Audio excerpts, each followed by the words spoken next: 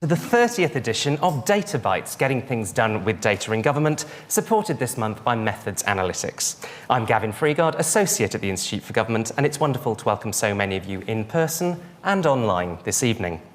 Let's start in the usual way. Hands up if you've been to Databytes before. Welcome back. Hands up if this is your first Databytes. Welcome. And hands up if you have confidence in Databytes. Some of you are getting reshuffled tomorrow. This is, of course, a momentous week as we celebrate the longevity of a great British institution that brings huge value to our nation. Yes, it's Databytes' Pearl anniversary. Forget animated bears, forget drone corgis, forget Ed Sheeran, please. Databytes has all the presentational pageantry you could ever need. 4 blockbuster presentations. Or is it Netflix? I'm very confused. Let's start with the usual housekeeping. Tonight's event is on the record and we are being live streamed, obviously. For those of you on social media, it's #IFGDatabytes and we will be live tweeting from @IFGEvents. If you're here in the building, the Wi-Fi is IFG Internet Hotspot, password Institute123, all lowercase. And as ever, I'll be putting your questions to our speakers. If you're watching online, use the Slido page, you're almost certainly already on. If you're not, go to bit.ly/SlidoDB30. If you're here at the IFG, you can, of course, raise your hand. Why does the IFG organise Databytes? Well, we aim to bring together the various different data communities in and around government, to show everyone, including those who don't think of themselves as data people, what better data can achieve in practice, and to put interesting data projects on the record so we can all learn from them. How does Databytes work? Well, you're going to see 4 presentations about different data projects this evening. Each presentation will last for 8 minutes. Yes, just 8 minutes. For those of you keen on imperial measures, that's 8 minutes. There are 8 bits in a byte, hence 8 minutes in a databyte. The presenter will then face questions for 8 minutes. Yes, just 8 minutes. And then we'll move on to the next presentation. So 4 presentations of 8 minutes, each followed by questions for 8 minutes. This is our 30th IFG Databytes. You can watch the previous 29, including last month's Cyber and Defence Special, on the IFG website. So, what's happened since we last met? Well, we'll come to the vonk shortly, but first, cast your mind back just a few weeks to what remains the most shocking story of the month. Alcohol, partying, ABBA. Yes, somehow we came second in the Eurovision Song Contest. I had a chart ready and nothing was going to stop me using it. The UK hasn't won since 1997, but as I'm sure you know, this year we finished second, doing so for a record 16th time. It comes after we finished bottom 2 contests in a row and after a generally challenging time for the UK in Europe, as it were. The government's had another busy month making friends and influencing people with plans to freeze the fast stream and to cut the number of civil servants. You can see those numbers were cut between 2010 and 2016 to around 380,000. Then something happened and numbers have risen every quarter since. The government's going to be furious when it finds out who is in charge. It now wants to cut around 91,000 jobs to come back down to that 2016 number, which it says will be possible thanks to using technology, a theme several Databytes presentations have touched on, but also because Brexit has been delivered. And if you believe that, I have a garden bridge, a bridge to Northern Ireland, an airport in the Thames estuary, and a Northern Ireland protocol to sell you. But let's take a look at the Graham Brady bunch. Yes, this week's Conservative Party vote of confidence in the Prime Minister. The PM won by 211 votes to 148, but that does mean 41% of his party voted against him. If we look at previous confidence votes and leadership challenges, and if we concentrate on those that the incumbent won, it's not a great result. Worse than May in 2018, worse than Major in 95, and actually with slightly more votes against than Thatcher suffered in 1990. This chart shows how long leaders held on after those votes. Thatcher went within days, May within months, and Major after a landslide election defeat. Not exactly auspicious. Unlike this Parliament Square bus stop, which somehow got the number of votes absolutely right. It's yet to be seen whether the 1922 committee will change their rules, allowing another challenge within a year, and having waited 4 years for a confidence vote, 2 come along at once. So what else might happen next? Well, the government was already making a meal of its majority. 162 Tory MPs have rebelled at some point since the 2019 election, some of them on several occasions. So the government may struggle to pass legislation without some negotiation. Interestingly, there have not been any ministerial resignations since Lord Wolfson back in April, though 2 parliamentary private secretaries and the PM's anti-corruption czar have all resigned recently.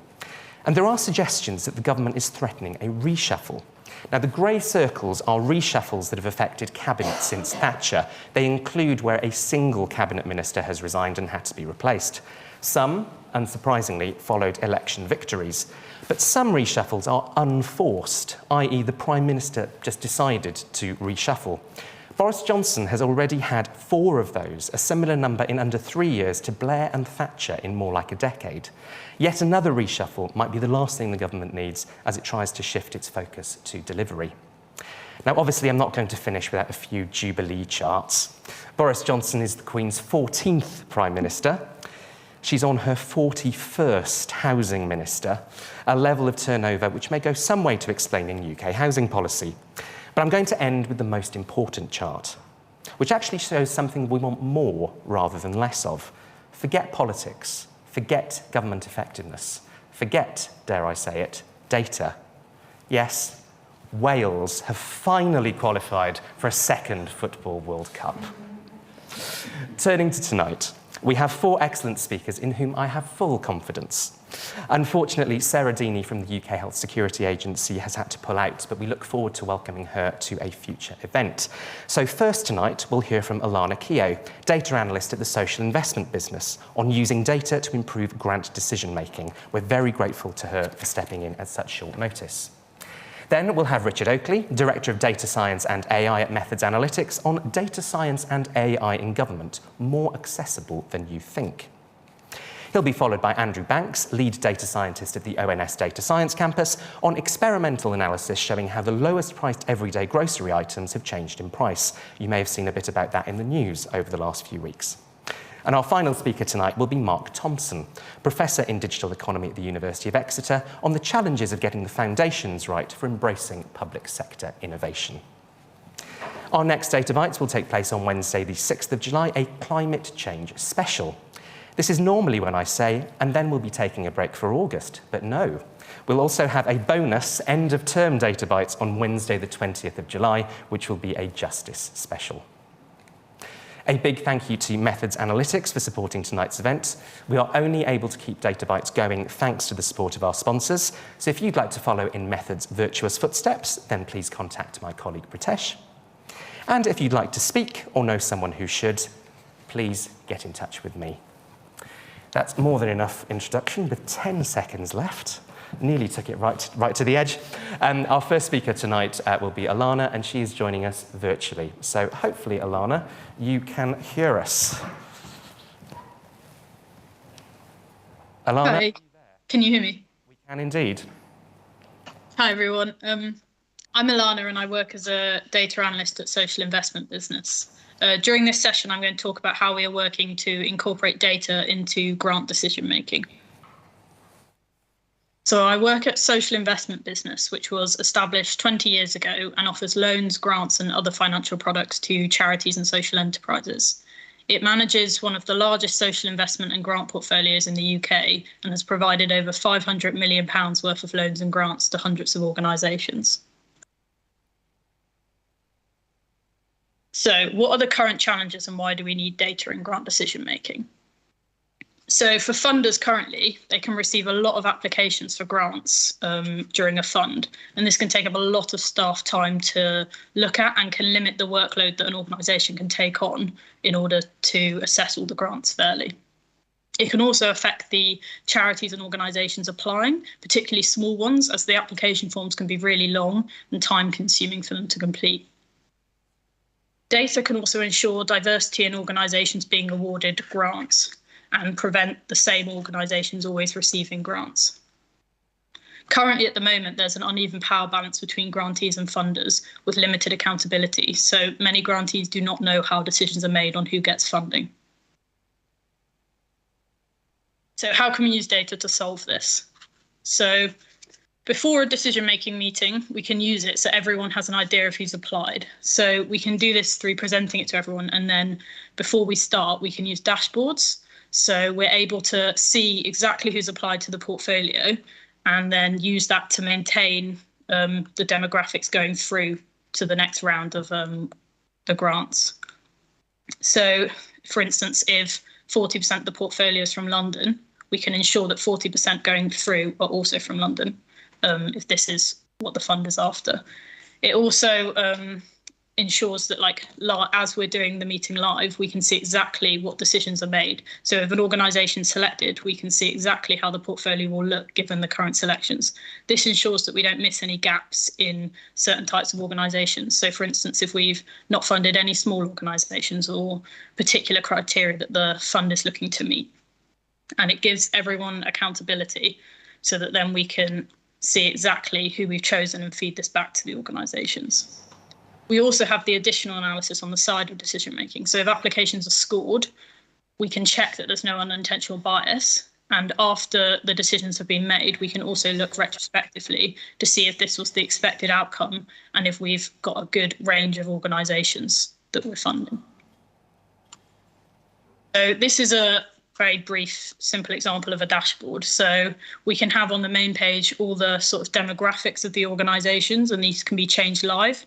So we can look at all the different criteria that organisations have got, and we can also then filter this. So, for instance, if a funder says, OK, I like these 10 organisations, we can then say, OK, this is what these 10 organisations look like, and this is how it compares to those that have applied. And actually, you've got a gap. You've not selected anyone from this area.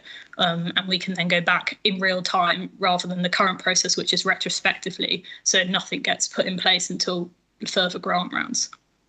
To make the decisions in the moment, we can have the table with all the organisations, again, this simple example, and filter by the particular criteria that the priorities of the fund. So this allows the guidance to clearly set out exactly what the priorities of the fund are and ensure that they're consistently met during the decision-making process. We also make sure the organisations are anonymised so that there's no sort of thing where you recognise an organisation and recognise they're good, which on its own is okay. But the problems that you encounter with this is that organisations that are smaller and have historically never been funded have much more it's much harder for them to get a look in and receive grant funding. So this ensures that it's not having an effect. You can also see that actually if you wanted the East Midlands, you can see exactly how many people have applied. So you know for the next time marketing that actually you weren't attracting enough organisations from that area to make a good decision. So the benefits, so I've gone through a few, but I'll cover a few more. So as I said before, it lets you see the overall picture in real time when you make decisions. So it stops you having to wait until the next grant round to implement any changes. It also gives you more awareness of how decisions are made. So this can, again, improve the application guidance, and organisations can know further in advance whether to put time into the applications. This stops charities putting too much time into things that they're never going to succeed in, and it also allows feedback to unsuccessful organisations to know whether to apply again to the next round. It can also ensure a diverse range of applications. So examples of this are Black and minoritise-led organisations. We can acknowledge that they're underfunded and therefore set targets of how many we want to progress, so maintaining the percentage, because quite often we'll get applications from these organisations and then they'll be automatically filtered out initially because they don't fit the initial criteria. We can also, with the dashboard, assess them separately. So, for instance, if the criteria is always going to be favoured towards larger organisations, we can remove that criteria for these organisations to make the process more fair. It also creates a due diligence process for unintentional bias. So as you're going along, you can sort any problems in any subjective criteria there rather than having it influence and sorting it retrospectively. So an example of where we've used this in real life. So in the scoring of applications during a grant round, Black and minority ethnic-led organisations had more variations in their scores. So by variation, we mean if there are 5 criteria that organisations are scored against, if you have no variation, then your score will remain the same across the board. If you have lots of variation, then your score will fluctuate between the criteria. Now, this was a problem in this funding round because each criteria had its own individual threshold to get through to the next round. So if you're an organisation that's got more variation in your scoring, you're much more likely to drop below a threshold on one particular question. This meant a much larger proportion of Black and minority ethnic-led organisations were being filtered out, despite overall being just as good as the others. So in order to mitigate against this, we used an overall score for these organisations, adding them all together rather than individual criteria.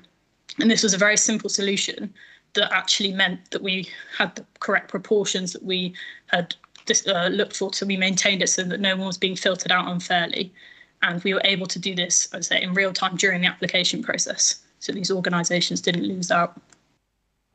Another example we had was we scored organisations on different questions in order to rank them for decision making, as is often done in grant funding. Now that there were 5 questions, there was high correlation between all these questions.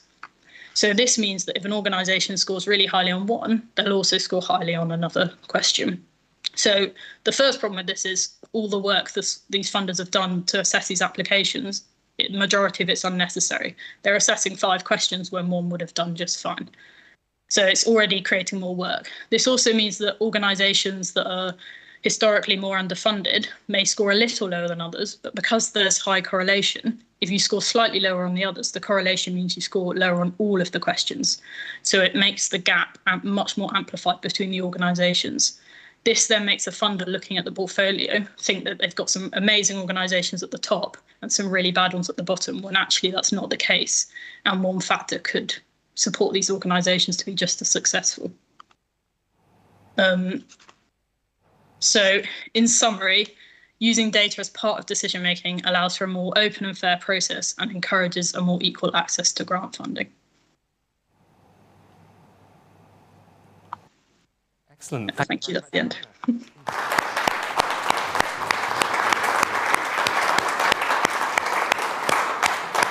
Now, I'll come to the room for the first question to Alannah in a second. But for those of you watching us online, a reminder that you can use Slido to put your questions to Alannah and to all of our speakers this evening. And if you're not on the Slido already, it's bit.ly/SlidoDB30. Whether you're online or here in the room, if you can, do tell us who you are very quickly and where you're from. We are on the record, of course, and please do keep the questions short, because the timer will start as soon as we start asking the first question. So who in the room would like to ask the first question of Alannah this evening? And do wait for the microphone. We've got one in the corner there, and then we'll come to you for the next round. Thank you. Hey, really good talk first and foremost. I'm Ollie from Methods Analytics. So I was just wondering, in terms of embedding the data and the process into what was there before, how long did that take, and kind of, from there being no data in the decision-making process to wherever you are now? What was the kind of timeline for that? I think it's still ongoing. So as we do it, it's obviously very difficult to implement change when it's been the same for so long. So it's also very daunting, I think, to see a dashboard. That was a very simple example, but if you've never seen data before, to suddenly see a dashboard that feels like it's taking over your data decision making can be quite daunting. So I think it's about slowly introducing it, and initially maybe just using it to see how the portfolio looks and then slowly getting into it. It also, from my side, requires time to understand exactly how decisions are made. So I can only see the data, not the nuances. So I think it requires both parts to work together in order to reach a compromise, so that the process is different every single time, depending on the fund and depending on the priorities as to how it's done. So in conclusion, I don't think it will ever be done. I think it's always improving, and it's trying to get the data to reflect how decisions are made more accurately, so that then it can be sort of relayed back to organisations and also made more fair. Excellent, thank you. We've got some questions coming in online, but I will go to the gentleman at the back for the next question. Nigel Dexter from NSNI. There's obviously a big human element in this, so when are you going to start using data for data analysis, i.e. AI, which seems to be flavour of the month? I think in grant making it's always difficult because each fund is different, and I think from my point of view, particularly in these smaller funds where there's a few hundred organisations, I think the human element for me will need to be involved for quite a long time. I think AI is really useful for the larger scale and the things, but I think the problem with AI at the moment is you risk missing out these organizations that are chronically underfunded because they don't meet most of the criteria. So you require, I think, the human element to pick that up and then adjust according to each individual situation to maintain all the eligibility stuff that you're after. Great, thank you. I'll go online for the next question. This is from Jeremy. Good evening to you, Jeremy. Please do you know how the dashboard was implemented? I suppose, how did you build it and what did you do? So initially SIB built it using data just to give an overview of the data and started off there. And then it was, what's the easiest way to change these criteria?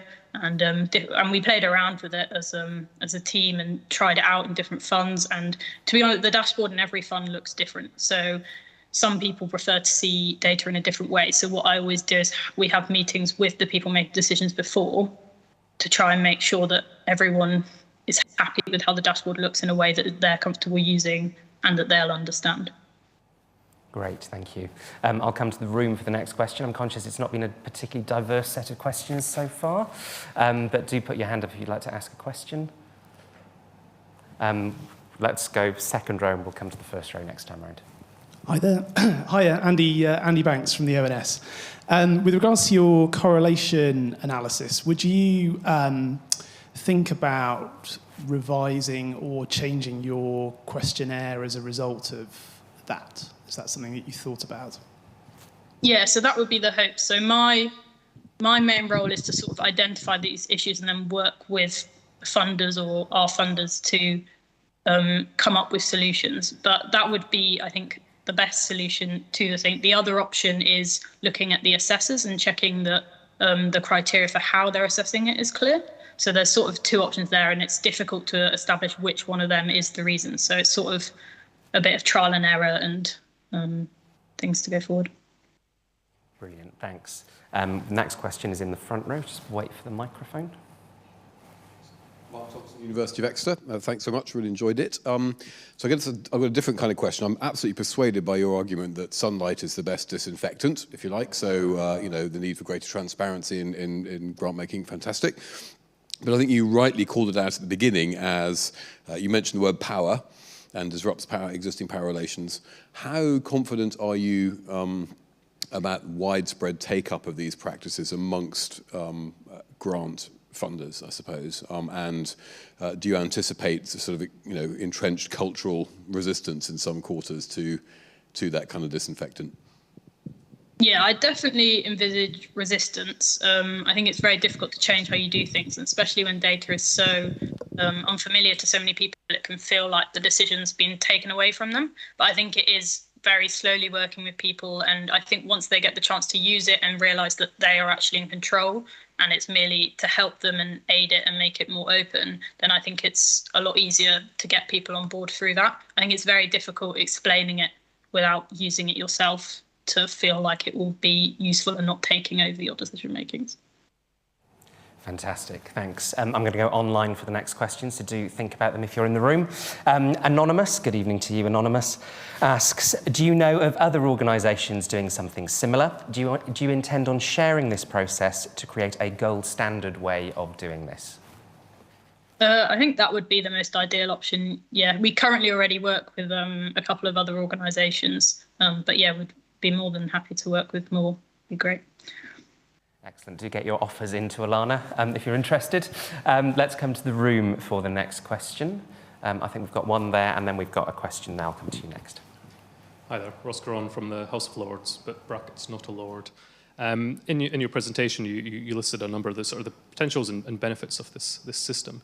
I was wondering if you were to look back, or if you had looked back at what you were funding before introducing the system, if you were to compare the two, what results you had found from that, any sort of headline findings? I think the biggest headline finding for us as an organisation is improving our funding for Black and minority-led organisations.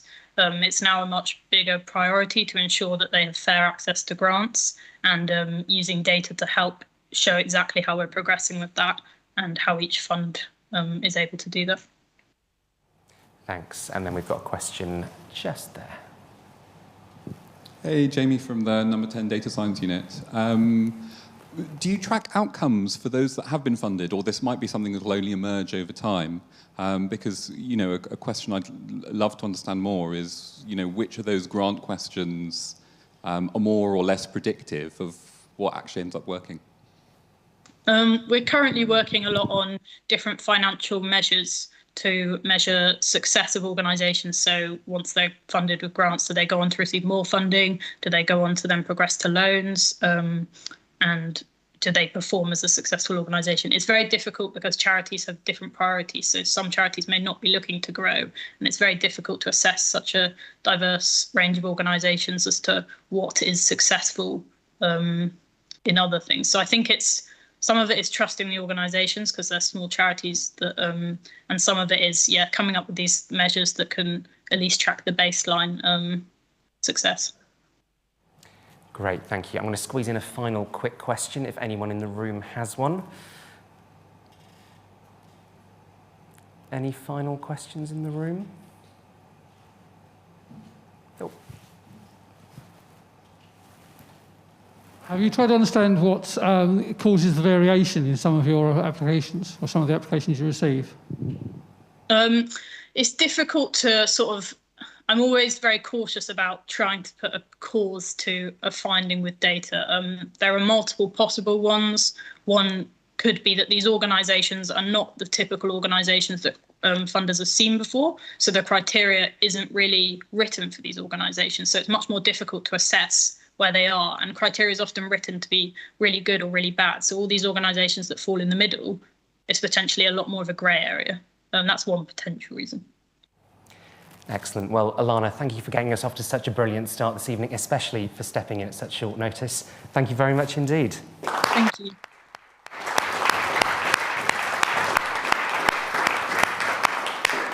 And our next speaker this evening is Richard. So we're back in the room, and I will give you your clicker. Thank you. Oh, there you are. There we go. Sort out the crockery. Excellent. I hope everyone can hear me all right. So, here to talk about data science and AI in government, how it's more accessible than you think. And the great intimidating timer has started. So, to talk about some of the issues, this is just a quick collection of some of the barriers that I come across and I'm spoken to about when we talk about taking on data science and AI within government. Here are the ones I'm going to highlight, which I think are actually more real than the others. So in terms of hardware and software, yes, if you don't have access and capability in terms of the hardware and software you need to do data science, it's a fundamental blocker. But the ones that get talked about a lot more or perceived as issues are things like information governance, where people will say, oh, we can't because. And now, I have never worked on a project which has been stopped on legal or ethical grounds with regards to information governance. I have run into a lot of situations where information governance teams haven't been told that you're undertaking a data science project and are really quite nervous about it because they've never done that themselves. And they need to be brought along for the journey as much as anyone else does. You know, we are all learning to do data science and AI together. It's really important that everyone is involved in that learning. Now, other things that come in that are more important than this, though, are to do with attitudes. So one of the biggest things that I find is that we talk about how, as organizations, we're not yet ready to do data science. We have to think about sorting out our data first before we can possibly go on. And that's based on this sort of stuff. There's lots and lots of stuff out there which will tell you that you have to do your data foundations, and then you do business intelligence and data science and artificial intelligence, and it's all terribly far away and in the future. And with any received wisdom, there's just enough truth in it to be just a little bit useful and a little bit dangerous and misleading. Because you get things like this, which say AI and ML is real and within your organization. And just before that, you have consistent, measurable results. I look forward to a day when we have consistent, measurable results in any form of life and work. But for that to be something you have to achieve before you can do AI and ML is just wildly impractical. It doesn't mean these things are completely wrong. It just means that they're just a little bit unhelpful in terms of shaping attitudes. So take this one as another example. Again, it's not wrong, but what it does is it places analytical maturity against advantage. You are better if you are further to the right and up there. It's something to aspire to. But in reality, in data science, we'll take clean data and go straight to predictive modeling. So what does this diagram talk about? Sometimes we'll even go from raw data and do some predictive modeling. So are we skipping the steps, or is someone not quite telling us all the truth? So thinking non-sequentially about it, thinking about how we break out of that mold. An analogy, always going to be one. Think about it in terms of different racket sports. So BI and data science and AI and all those sorts of things, there are similarities between them, but you don't train a world-class badminton player by getting them to learn tennis first. That doesn't mean the skills aren't transferable. It doesn't mean there aren't parallels or things that you can learn from this, but it's not sequential. It's not one thing then the other. There's things you can learn from being able to do multiple things. So, okay, taking that into account, why am I worried about this? Yet another diagram that's often seen in management talks. I'm concerned that at the moment, within government in the UK, we just are a little bit concerned about where we're up to with data science and a little bit concerned about where we're up to with AI. We're sort of in the pragmatist area for data science. It's kind of happening, but I think we're kind of in the chasm at the moment with regards to doing anything with AI. We're a bit nervous about it. We're finding it quite hard to get going. There's some real exemplars out there, but it's not widespread, and that's to do with fear, and that's our data has to be perfect. But that's because people are thinking, you know what, let's get started with AI. We're going to do some automatic categorization about people based on personal information, and it's going to be amazing. That's like trying to learn how to steer a boat by starting with an oil tanker. It's about as difficult as you can possibly get, and the practicalities of it exceed anything that anyone in the market can tell you that they genuinely understand. So why are we starting there? So how do we step out of this? What's the sort of focus as far as I'm concerned? Well, use cases. Use cases are the absolute queen of this, because people will talk about things like hot topics. They'll be like, this is something that's in so-and-so's mind. If it's a hot topic, chances are no one understands it. So why are you trying to solve this with AI? It doesn't make any sense. You want to solve some of your well-understood problems. Don't pick heavily human processes. The whole thing we're working throughout the world at the moment is about how AI and humans are going to interact together. So heavily human processes are not going to fit well with that type of transformation. Black box solutions. The magic box will fix everything. As humans, we love to say, you know what, we'll do that and that will fix things. I've never ever seen anything work like that, but again, I long for the day where that does. We have to be more realistic. We also get sometimes told to put ROIs on things when we're experimenting. We're trying to do new things. We're trying to bring people along for the journey. And actually, the biggest thing you can get as value is on the bottom left, which is about the education for everyone involved by doing these projects. And I have this big fear that by not doing enough experimentation, by not trying hard enough to pick these things out and bring everyone along for the journey, we miss out on training people because it's not been done here. And that's a big problem that we're always going to face, because if it's not been done here, how do you convince people that it could be done here? How do you say, oh, well, we're different to them? You know, how do you move past that if you're not actually encouraging people? So finally, just to offer some ways forward rather than just some things saying, oh, we should do. There are some simple things or some approachable use cases out there. Things like data quality improvement. So to fix your data, use machine learning to help you do that. It's really good. You can encourage the involvement of your data engineering team with your infrastructure team. You've got opportunities there to learn about what the potential limits of your data are whilst learning something new. Computer vision is something which, you know, if you, again, stick to inanimate objects, please, but it's really, really useful for selling up to the highest people in government. Really, really visual, sells really well. If you want to get investment for something and you can do computer vision, fantastic. And it's really, really well understood.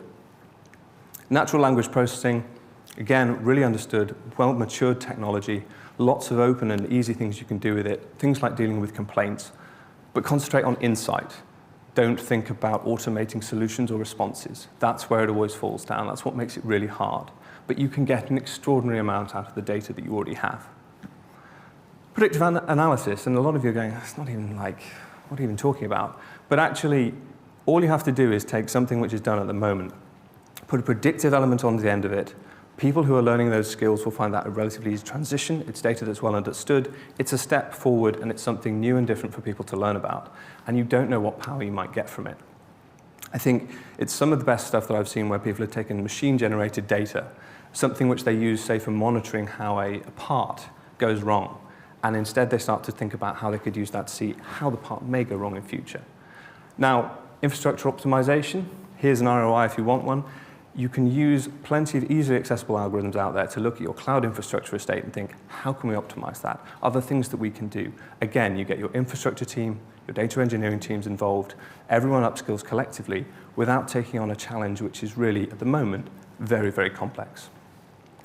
So I think I've miraculously finished 7 seconds early. It's the most intimidating timer in the world.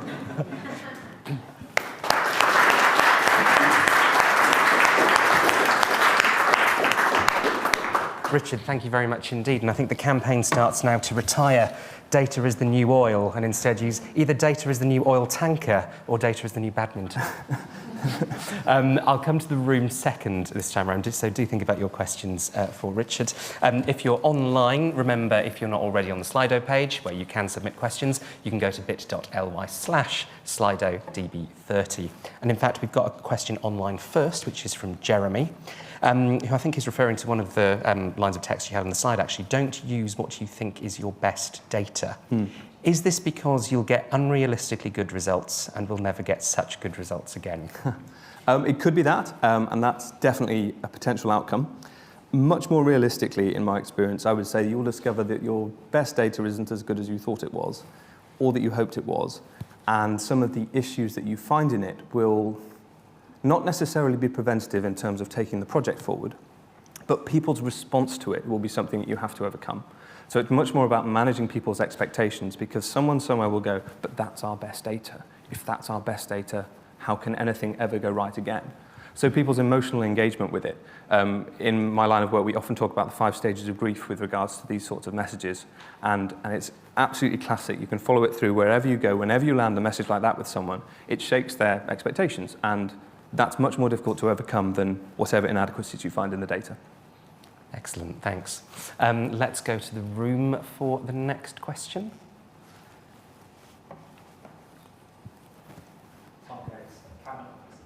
You mentioned data quality improvement using machine learning as one of your sort of driving use cases. Maybe you could give a couple of examples?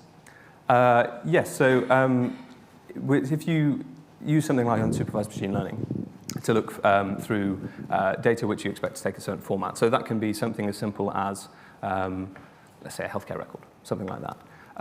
There are patterns within that which you look when you look at the very large data volumes that are available, which become extremely unlikely. And you can start to very, very easily train algorithms which say, look, I don't know if this is wrong, but it's weird. And it's a relatively easy way of filtering things which on a human scale are almost impossible to process. So these are the sorts of things that people worry about when taking on AI projects, because they go, well, if the data's not right, then it will just continue to be wrong.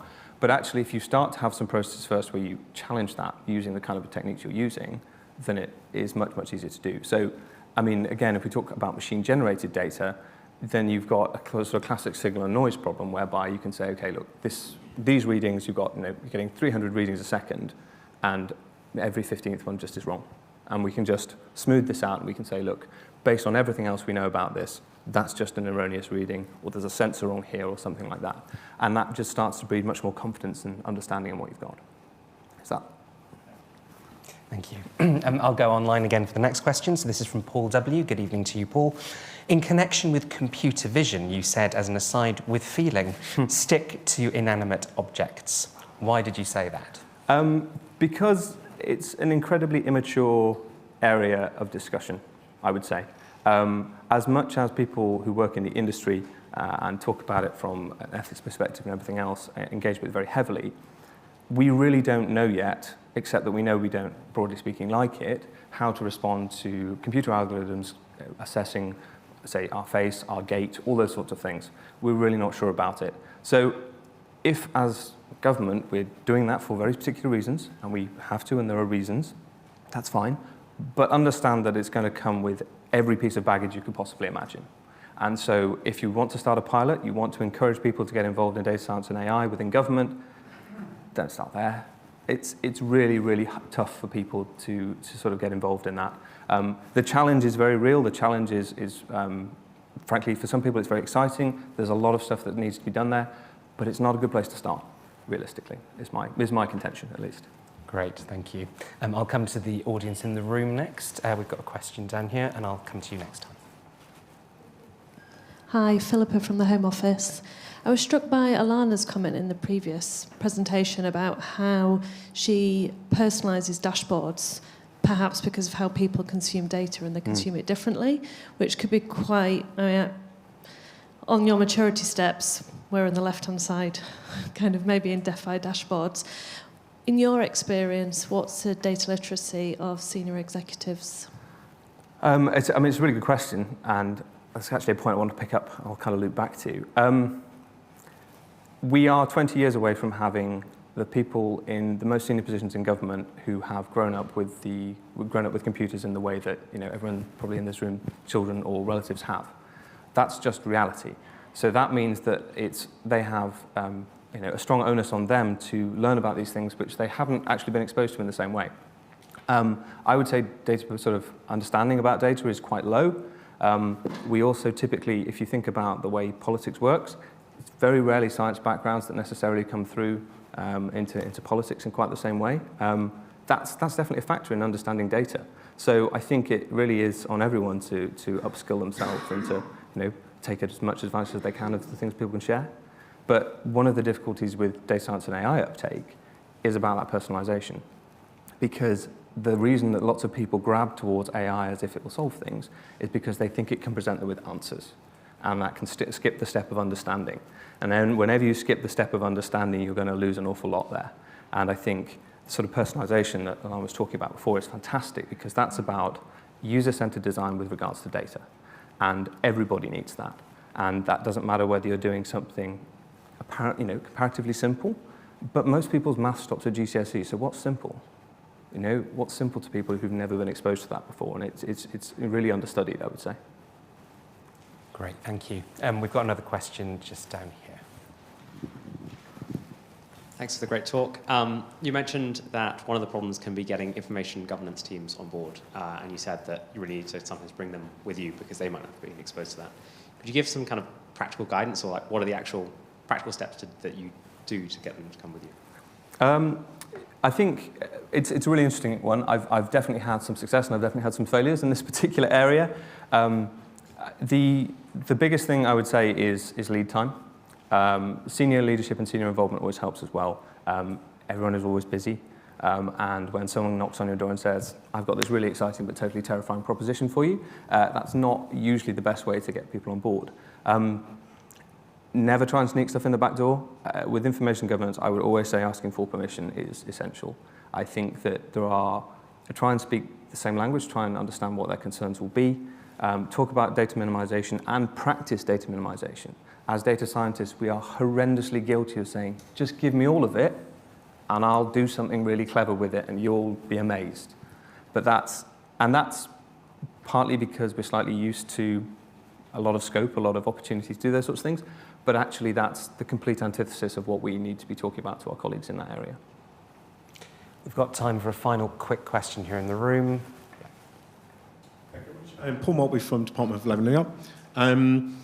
So you had optimizing hardware, but you didn't have optimizing interventions. I was surprised by it. So when we sort of set up the first data science teams back in Government Digital Service some years back, one of the areas that felt like really early promise was the sort of issue where you have 100 inspectors but 1 million potential problems. Where do you send them first? Yep. And I wondered if that was a thing or if it's just you had it under one of your other categories. No, it's probably not one of the places I would suggest to start. Within regulation, I've worked with a couple of organisations that have started in exactly that area, and there is a lot of good that can be done there. But typically, all of the data you require to make an assessment of that nature is vast, and it's nearly always very much held in the sort of legacy data estate I was talking about as being a bit of an issue. So undoubtedly, that is where there is huge value, whether that's in healthcare, whether that's in social care, it doesn't matter where it is, and it can be done, but it is hard. So it's a question of, let's say, if you're a regulator and that's your business, start there. If you're not it's probably not the best place to really build a good platform, would be my suggestion. That brings us to a perfect end, nearly perfectly on time as well. Richard, thank you very much. Thank you very much.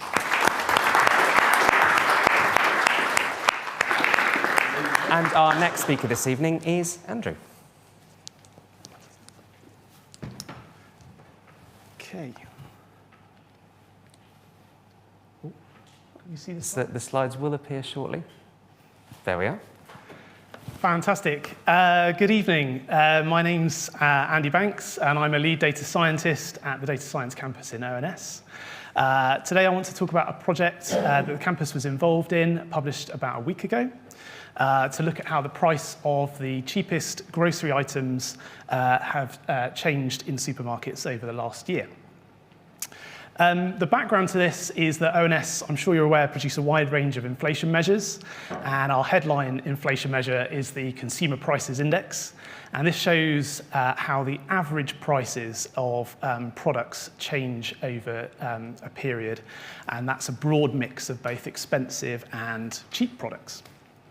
And on that measure, consumer prices have been rising quite sharply since the second half of 2021.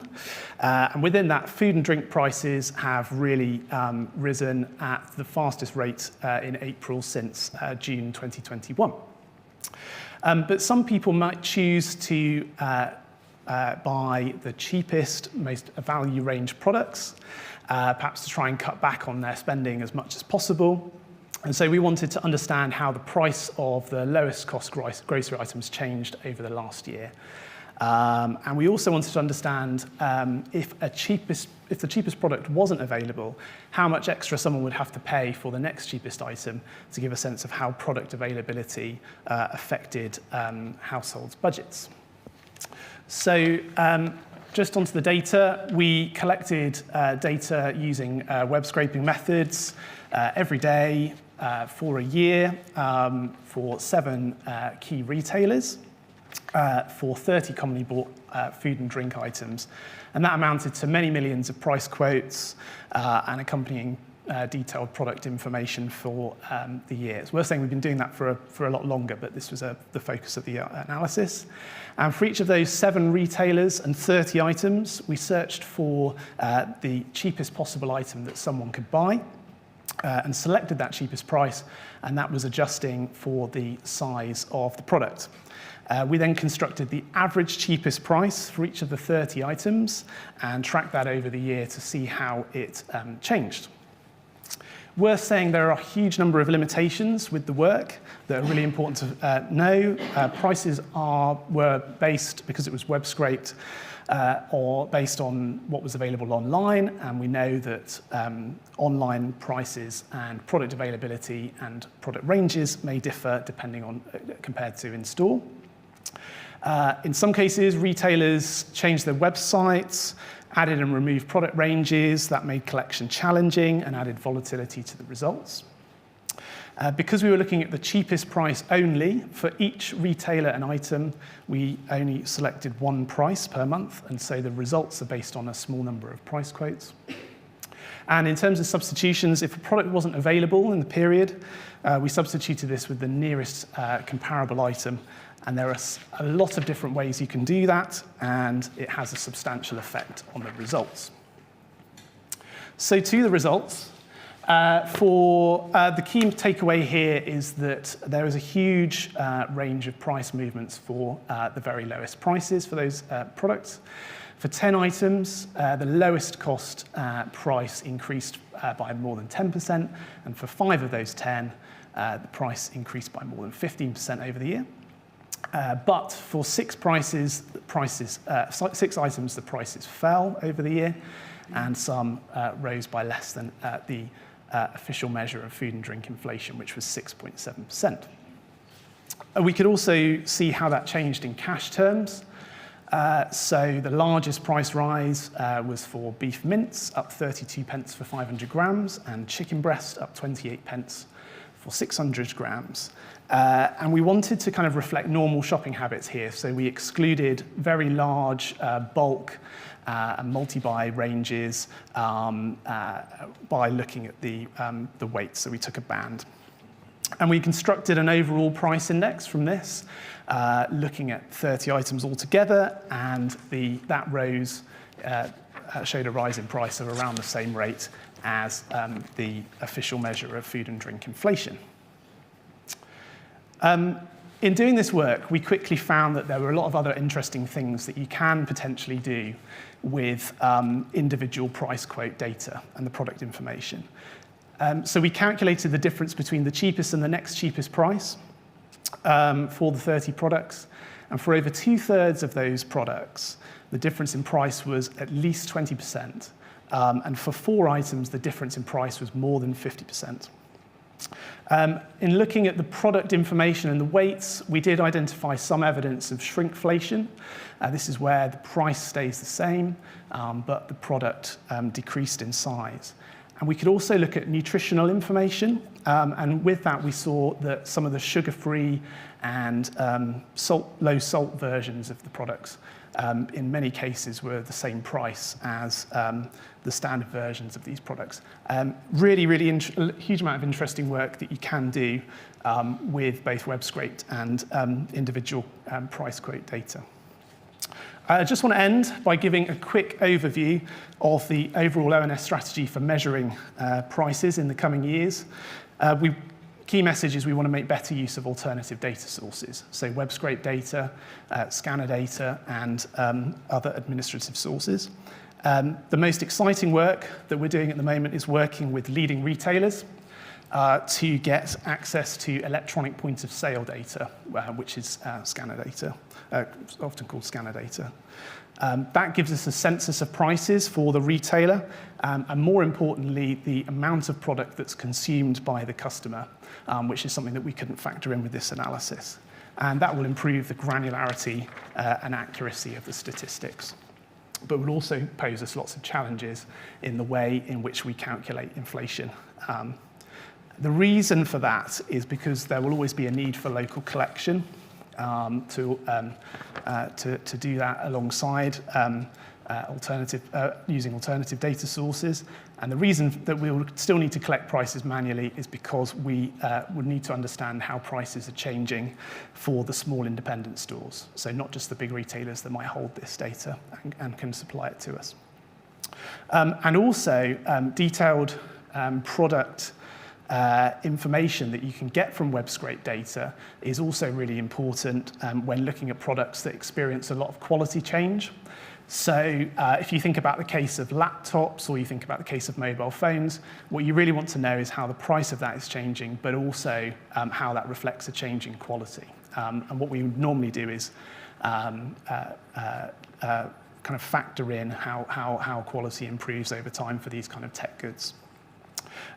So to conclude, there's a huge amount of innovative work that we're planning that allows us to track prices faster, give more insightful kind of information to policy makers and the public. And I'm happy to take any questions.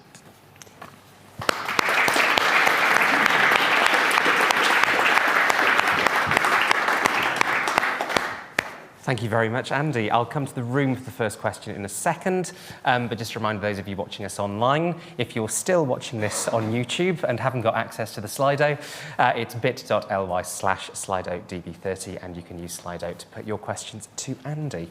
So, hands up if we've got questions in the room. We've got one at the front, and then I'll come to the one at the back next, and then over you next. So, down here first. Hi, Andy. Thanks very much for that. It was very insightful. I'm fascinated to know the genesis of the idea to do this, because I think it's incredibly innovative and interesting work. So the process by which the idea to do this particular analysis really interests me. Yeah, so of course the background, is the sharp rise in inflation and the debate on cost of living. Huge amount of public interest and information that's demanded on a very quick and timely basis on the experiences not just of an average consumer, but for individuals. And there's so many things that we've tried to do to respond to that. Firstly, not everyone's inflation rate is the same, and to reflect that, we introduced a kind of personal inflation calculator, which I really recommend checking out. But there was a real missing element to the evidence base, which is how are these very cheap items changing? And there's two kind of competing hypotheses. One is, well, these products have low margins, and so potentially could rise in price by more under cost pressure than other products. But there's another hypothesis, which is that these products are potentially ones that that retailers might keep a little bit more stable because of competition on those specific products, and potentially to drive footfall and things. So it was the absence of information and knowledge that meant that we needed to go to this more experimental data source. That's not to say that traditional data can't rapidly respond to policy questions. So we've done that a number of times when looking at product availability on the shelves and things like that. But it just so happened that this was the right data to answer the question at the right time. Thanks. And then we've got a question at the back next. Hi, thanks Andy for that presentation, very interesting. I was delighted to hear you were going to take supermarket data at the end, because the whole way through I was thinking, surely Sainsbury's and Tesco's have got a really good idea about this. And not only that, but they have an idea about what the actual shopping basket is that individuals use. And what thinking is going on within ONS about how you might be able to use, with appropriate safeguards, the actual data that Sainsbury's and Tesco's do? In fact, maybe even their analysis, you wouldn't need their data, because I bet they look into this as well. Yeah, so this is where obviously the electronic point of sale or scanner data becomes incredibly important. So this analysis is based on web scrape data, but I do want to make the point that for the wider strategy for ONS is really to use scanner data in the future. So yes, when you go to the shop and you buy something, the supermarket will hold a database of the amount that's bought, but also the price. And so we are working with the retailers to be able to access that data. We've done so already, and so this is work that we're actively doing and exploring how we use and process that data. So obviously many hundreds of millions, billions of price quotes, and then the ability to create really timely, accurate statistics is much improved. Thanks. Then we've got a question just over there. Thanks, Andy. That's a really interesting presentation. Actually, sort of picks up on the last couple of points, but was related to that piece about point of sale data, and to an extent where obviously you've been thinking here partly about sort of where people are in the income distribution in terms of the impact. But I was wondering to what extent the work with the point of sale data might also consider location. Specific, like obviously the two things that come to mind are always petrol prices and the price of beer. But just generally the fact that obviously, you're going to see different inflation rates in different parts of the country. And it'd be really interesting to sort of see that and map that, I think. So that's been something that's been really strongly desired by the public, estimates of regional inflation rates. And that is something which is challenging with our traditional methods. Essentially, we have a couple of hundred price collectors go out to 100, 200 locations across the UK, collect 200,000 prices. Now, if you're trying to understand regional fluctuations or variations in prices, you can't do that with the current approach. It's just not granular enough. But you're absolutely right that these alternative data sources would allow you to kind of take more of a granular look, not just within the products, so looking at different types of bread or something, but looking at different regions and, as you say, so there's a lot of potential there in terms of the granularity. So we've got about 2.5 minutes left. I know there's another question in the room, another one there, and another one there. I'm very quickly going to go for 2 online. These are both from Jeremy. One you may not be able to answer because it's very specific. How did sausages go down in price when meat prices were rising and there's a shortage of abattoirs? Was that a quality change? But another question from Jeremy, which is, how is the data skewed by using the sort of big 7 supermarkets, and what effect do corner stores, garages, etc. have on prices? Yeah. Really good. I mean, obviously, good questions. When we for the first one, I'll try and be brief. We have had an awful lot of a real in-depth look at all of these products.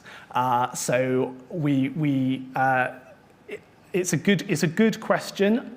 There are many different potential factors that could be driving the price. We know that there was. Pork supply was kind of particularly a particular kind of story there in recent times. But in terms of the second question, obviously this is we were very clear with the analysis that this was limited to those 7 retailers.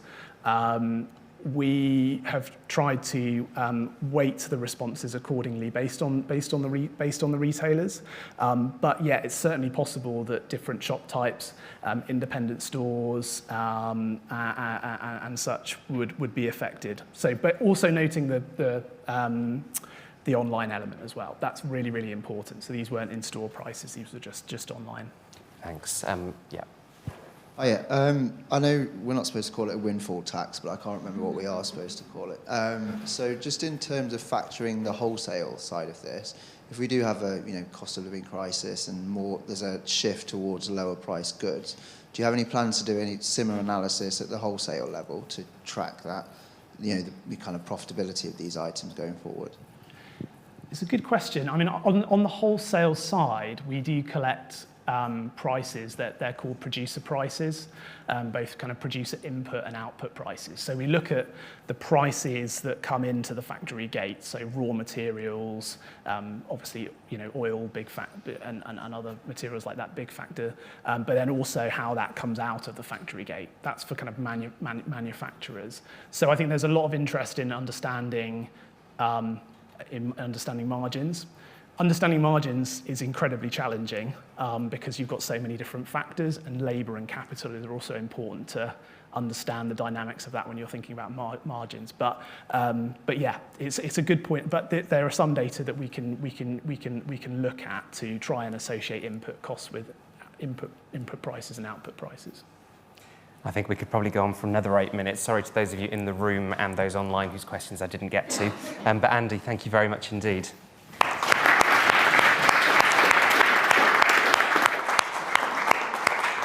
And for those of you who didn't get to ask a question in the room, if you want to ask the questions first next time, I'll come to you first. So, Mark.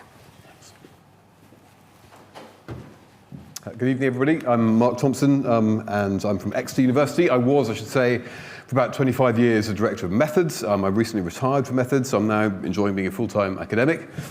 And I'm not a data scientist, so you all think, what the heck am I doing here? Maybe let's see in 8 minutes' time, I think. I work in a business school, so I'm going to try and bring a business school perspective to basically share a few opinions and ask a few questions about government, digital, and data. So off we go. Let's see if I can... Okay, so my first opinion, if you like, is from a business school perspective, we need to catch up in government. There's lots and lots to talk about, disruptive emerging technologies, and look at all these sectors, and all, of course, we've had this data in the oil business, and all this hype, particularly in the private sector. Public sector, I think there's much less in the literature, there's much less attention out there to what's happening in government's use of data. Increasingly, of course, it's speeding up. We all know about Moore's Law. The amount of data you can get on a chip doubles every 18 months. When I was at university, you could buy a whole 10 meg of storage for $3,398. And now, of course, if you're a very good customer, Amazon will rock up with this truck, which holds, what does it say here? 100 petabytes of data, and that picture is about 3 years old. So it's speeding up. So basically the challenge for us to catch up is really speeding up.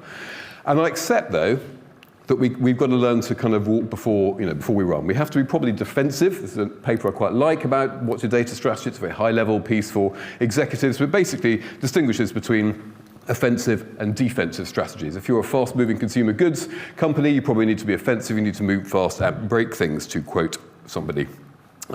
If you're government, you're more likely to be on the defensive top. If you're a hospital, for example, to the side of that spectrum. So I accept that. Except we've got to be defensive and we've got to get the basics right? So these are some of the things I've spent a lot of time talking about and talking about with students. And of course, we need taxonomy, we need governance, we need ethical frameworks, we need to rank our business opportunities to use data. And these are some of the things I think we're probably used to hearing about. So we need to get the basics right. Second thing I think we need to do is to speed up our willingness to innovate. So some more unstructured data, picking up on the previous conversation. So one thing I particularly like is a use case about a couple of entrepreneurs in New York. They were traders. And basically one of them noticed that a bunch of unstructured data from satellite data of the world's oceans. It's pretty much free, and it tracks when these big boats, these containers are moving heavily laden. It leaves a trail in the water, a wake, which is visible from space. And when they're lightly laden, this trail disappears. So they used, obviously, scraped all this data, bungs it through machine learning, and they can start to predict real-time GDP trading levels before the rest of the market. Using junk, right? Data exhaust nobody else wants. How can we start to think that way a little bit more in government? Can I use a mouse here? Yeah, so this is something we did at Methods. In fact, Richard and Ollie here were involved in this. So again, using some of the innovation, I believe, comes from using some of the heavy lifting in cloud. This isn't actually running properly because it's supposed to be identifying potholes, and it's happening too quickly. Anyway, you can see what we did here was actually strap some very cheap cameras to bin lorries for Swindon Council. It's won an award, Digital Leaders Award, continuously uploading data about where potholes are, bunging it through machine learning, and identifying kind of prioritized repair schedules. We did the same thing with fly tipping. Okay, so disaggregating horrible bunches of fly tipping into different types of rubbish which should be collected automatically by different contractors. So that's using cloud technology to, if you like, do the heavy lifting on the data to be innovative. Something a colleague told me the other day, I'm pretty sure it's Newnham. Fascinating example of the London Council who had a sink estate that went wrong very, very quickly. Lots of things went wrong together on the law and order side of things. They profiled that, what were the key indicators to describe that. They've trained machine learning bots, and now actually they're performing that kind of analysis across their entire estates.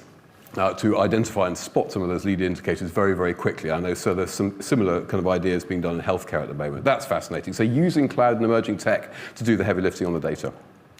Having done more innovation, I think we can start to actually generate citizen data scientists, which I think is interesting to hold government to account, which is why I asked the question about the kind of sunshine being the best disinfectant a bit earlier. I'm very keen on that. So I was playing around with some ideas with a colleague, Jerry Fishenden, the other day, and hence we're kind of playing with these ideas, so hence the kind of the folksy language here. But transparency, right? Why shouldn't, Paul, why shouldn't housing or local authorities be mandated to expose their performance a lot more in very, very citizen readable and kind of usable formats? Why shouldn't maybe unions start to give their members direct access to data about where, for example, job opportunities are, therefore maybe disintermediating some of these platforms like Uber, right? So why shouldn't that happen? Why shouldn't, topically enough, we provide people with much, much more direct access to data about energy? Maybe thinking about, again, disintermediating people who are not necessarily adding value, but who hoard that data to their own commercial advantage. There's some really exciting opportunities, I think, to not just to innovate, but to actually make some of the incumbent private and public sector organizations a little bit more accountable. I think on that note, this is something that kind of caught my eye the other day. I thought I liked the sound of it. It's 2 or 3 years old now. A model from the ODI. Data institutions. So again, you can see this. I wouldn't make too much of this diagram, but again, you've got the kind of traditional fears, if you like, data hoarding for corporates on one side, data fearing citizens on the other, maybe, corporates by which I include government. But this idea, maybe, of government as thinking about themselves as data institutions, opening up data for a wide diaspora, wide ecosystem, if you like, of innovation. So empowering people, facilitating safe access, publishing it openly. I think that's a great kind of mandate and set of aims, if you like, to guide a lot of government policy, and we could go into that maybe a bit later. Has echoes for me of course, O'Reilly's government as a platform idea, but maybe now we're starting to talk about government as a data platform. What does that mean? Kernel of the idea is government doesn't do all the innovation itself, it opens itself up to a vast ecosystem of people who can do it. Enjoy getting involved in this. So this isn't talk about accountability. A quick example, I scraped this off GovUK the other day. It was actually a methods project with the Cabinet Office, I believe, ethnicity, facts and figures. So started publishing data, again, to hold government to account. This is an example I just drilled into about people who are identified the government category Black Caribbean, and they're a bunch of very, very usable data. If you're like me, I'm not a data scientist, I don't like pivot tables and spreadsheets. You've got to make it nice and easy and intuitive to see what's going on here. So, for example, we can see that people in this category get a pretty raw deal in the UK when it comes to education, and we can hold DFE to account. Here, this is law and order, and this is stop and search, for example. These things are on GovUK's websites, and they're tremendously empowering. Finally, I think, once we start to do that, maybe citizens can start to gain a bit more agency over their own futures. I'm keeping an eye on this. I think this is a great initiative. So I think it's going for its second round of funding. It's a social enterprise called Equal Care. And here, the idea is that a lot of people who need care feel very, very disempowered on the citizen side, and on the carer side, a lot of people feel underpaid. They're working in the informal economy, and they have very little control over their working arrangements. So this is a platform, obviously. You can see on the one side people who want to find support, and on the other side people who want to give support. The carers are paid properly because it's disintermediated. Frankly, I think probably a lot of the state institutions here, subject, of course, to the right governance and regulation. And on the left-hand side, people can construct their own care teams that might include family members, and they get to interview and have some say in who it is who actually looks after them. I think that's fascinating. They've been trialling in Yorkshire, and I think they're about to start opening in London. And by the way, I'm not on the payroll, I've never spoken to them. But I think it's a very interesting harbinger of how we might go, where we might go in the future. So in summary, I think we need to catch up. It's not all our fault, because most people concentrate on the private sector stuff. We need to innovate, we need to empower citizen data scientists, and maybe, in turn, listen when those newly empowered citizens start to actually ask questions about what we're here to do in government. Thank you.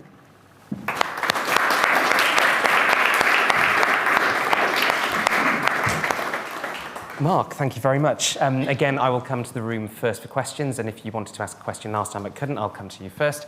If you're watching us online, use the Slido. If you're not already on the Slido, which you really should be by now, it's bit.ly/SlidoDB30. So, who in the room would like to ask a first question of Mark?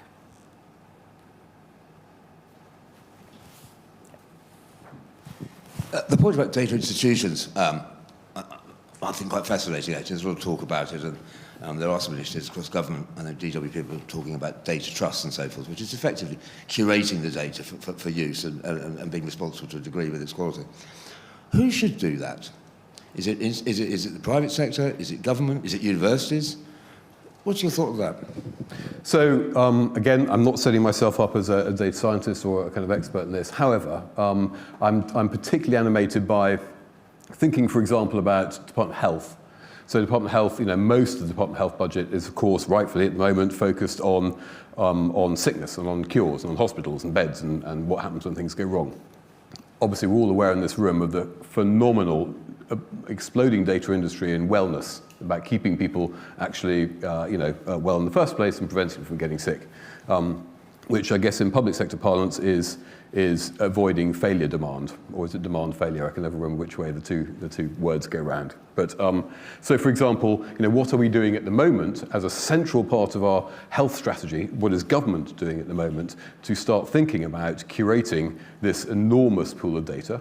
Because I think, as I understand, big pharma, big tech, all sorts of private sector organisations, very cashed up, are coming after this data. Personally, this is where politics, I guess, comes in. I would personally like to see that data belonging to the polity and belonging to citizens for our own benefit and licensed out to, again, an ecosystem, an active ecosystem of innovation and investment around that. But I'm sure there's some thinking going on in DOH, but I don't think it's particularly public that I'm aware of. And it would be great to see that, because I think that it's going to, I think the pressure to come up with a strategy about, and that's just one example in health, right? I think it's going to grow and grow and grow. So I'd like to see government, if you like, curating that, but not just curating it in terms of sitting on it, but actually actively going out there and building the ecosystem of people who are going to do stuff with it and enabling that to happen.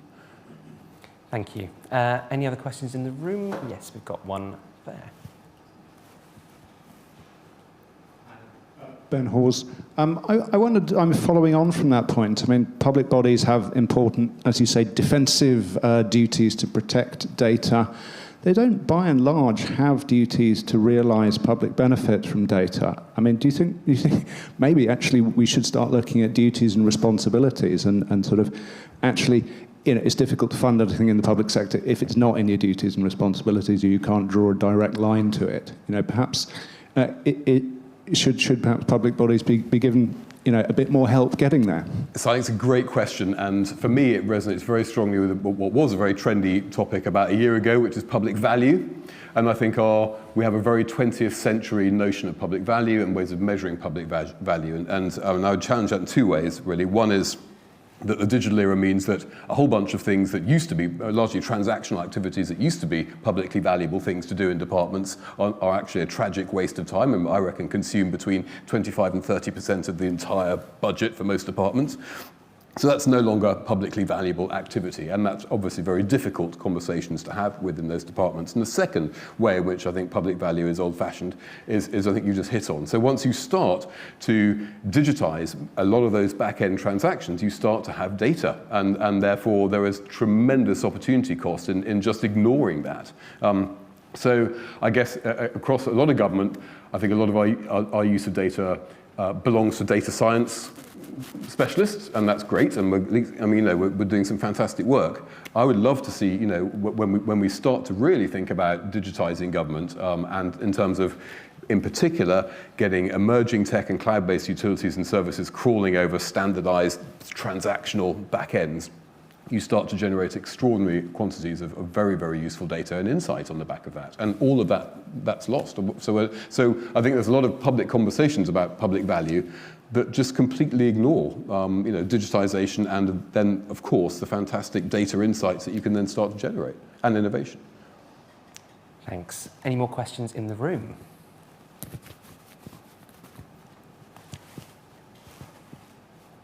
Thanks. I feel like I should give it a go. So it's Paul from Department for Levelling Up, given that I was invoked. So the thing around government as a platform, government as a data platform, just feels tremendously important to me, but perhaps doesn't have that broader traction across public services and in the wider debate. It's something within Department for Levelling Up we are doing on planning reform. So indeed we've been here talking about that before. And in the Levelling Up and Regeneration Bill, there's clauses that say actually government will set standards for local government around the way in which planning data is published and standardised, which is quite an interesting part of that.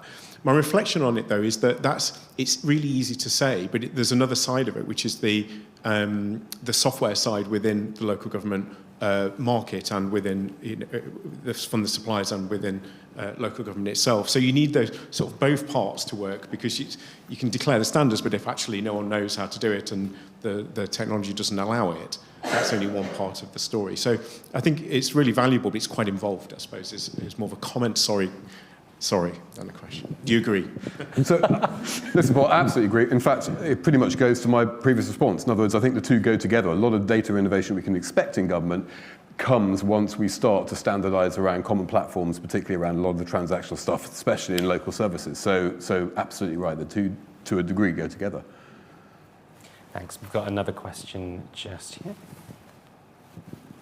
Thanks. Interested to hear how you think this kind of data and information for the public it should be best accessible to them. It should be made best accessible to them. So is it through a central sort of kind of source of information? Isn't it? Is it not also the case that a citizen user would typically consume information and data through the media and other kind of outlets as well? So how do you kind of see, where do you see the improvement coming?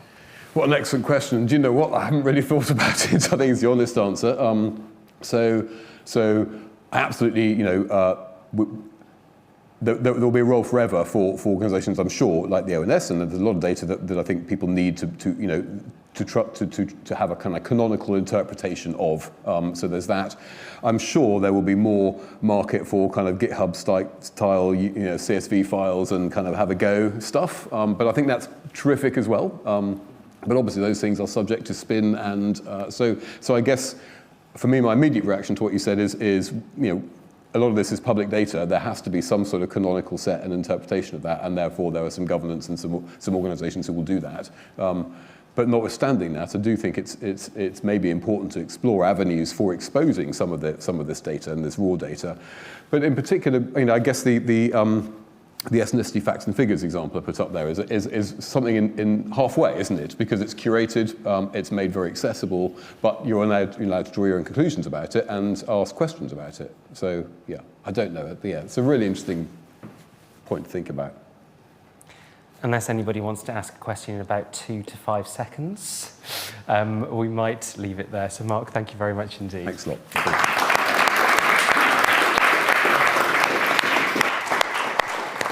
So all that stands between you in the room and some free drinks, and those of you watching us online with whatever you want to get on with, just a few quick parish notices. Keep an eye on the Institute for Government website for analysis of the latest political developments. Goodness knows what they're going to be. Whether it's more around standards, confidence votes, or reshuffles, the IFG will be on it. The next Databytes will be taking place on the 6th of July, and then we have that special bonus one on the 20th of July, so please do come and join us for that. And there are also lots of other IFG events coming up on electric vehicles, reinvigorating UK democracy, probation, procurement, the role of the Lord Chancellor, and in conversation events with Andy Burnham and some Tory backbencher called Jeremy Hunt. So all that remains for me to say are some very big thank yous. First of all, thank you to all of you for joining us, whether you're here in the room or online. Some brilliant questions tonight as well. Of course, to Methods Analytics for supporting tonight's event. And as I said, it's only thanks to our sponsors that we're able to keep the series going. So a huge thank you to them. And finally, join me in an actual and virtual round of applause for our fantastic speakers this evening. Thank you very much indeed.